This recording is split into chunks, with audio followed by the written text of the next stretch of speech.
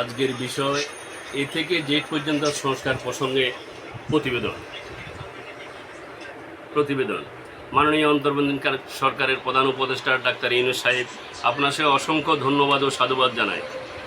আপনি হলেন গ্রামীণ ব্যাংকের প্রতিষ্ঠাতা ও চেয়ারম্যান ও বহির্বিশ্বে আপনি ক্ষুদ্র ঋণের উপদেষ্টা এবং বিভিন্ন দেশের আইনের প্রণয়নকারী এবং বিভিন্ন বহির্বিশ্বে আপনার যথেষ্ট সুনাম রয়েছে।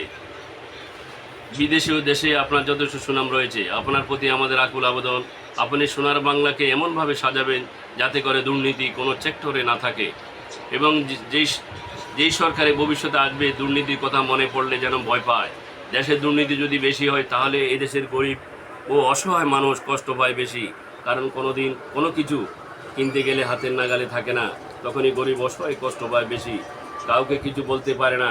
তখনই আল্লাহর সক্রিয় বন্দারা বলে যে আল্লাহ আমাদেরকে এই কষ্ট দিও না, তার চেয়ে আমাদেরকে নিচা দুনিয়ার থেকে নিয়ে যাও। সেইখানের কণ্ঠ এইখানের কষ্ট আর দেখব না। তা মাননীয় প্রধান উপদেষ্টা ইউনূস সাহেব, সোনার বাংলা আপনি ক্ষমতা থাকা অবস্থায় এমনভাবে সাজাবেন যাতে করে মানুষ আজীবন আপনার কথা স্মরণ করে এবং আপনি গ্রামীণ ব্যাংকের প্রতিষ্ঠাতা এবং বহু লোক আজ স্বাবলম্বী, বহু লোক কর্ম করে জীবন পরিচালনা করে আসছে ভালোভাবে, যাহা ভাষায় প্রকাশ করা যায় না। বহির্বিশ্বে আপনার সুনাম যেরকম রয়েছে তেমনি মাতৃভূমিতে আপনার সুনাম রয়েছে। তাই আপনার মতো মহানুভব, শিক্ষা অনুরাগী, গরিব ও অসহায় মানুষের বন্ধু, অন্তর্বর্তী সরকারের প্রধান উপদেষ্টা, আপনার কাছে আমাদের চাওয়া এ থেকে জেড পর্যন্ত সকল ডিপার্টমেন্ট যেন দুর্নীতি থেকে না বলে, তাহলে আমরা গরিব ও অসহায় মানুষগুলো হয়রানি হব না এবং ডাল ভাত খেয়ে সুখে শান্তিতে বসবাস করতে পারবো, এটা আমার বিশ্বাস। নিম্নে এ থেকে জেড পর্যন্ত বিবরণসমূহ পেশ করলাম।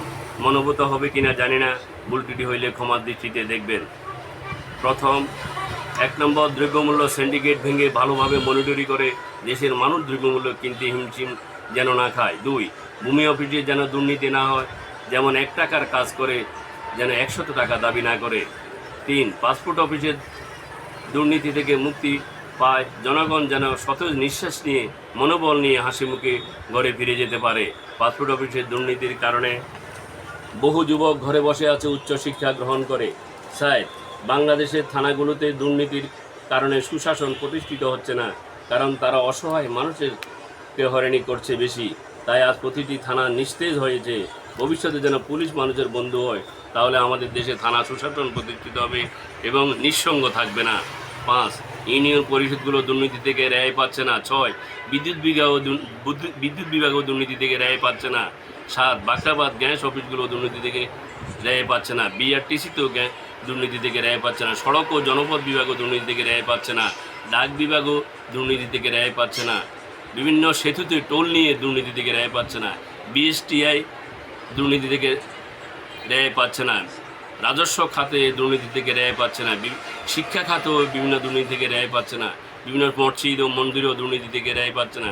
বিভিন্ন হাসপাতালও দুর্নীতি থেকে রেহাই পাচ্ছে না। বিভিন্ন যানবাহনও দুর্নীতি থেকে রেহাই পাচ্ছে না। খাদ্যে ভেজাল দুর্নীতি থেকে রেহাই পাচ্ছে না। বিভিন্ন অফিস আদালতের দুর্নীতিগুলো রেহাই পাচ্ছে না।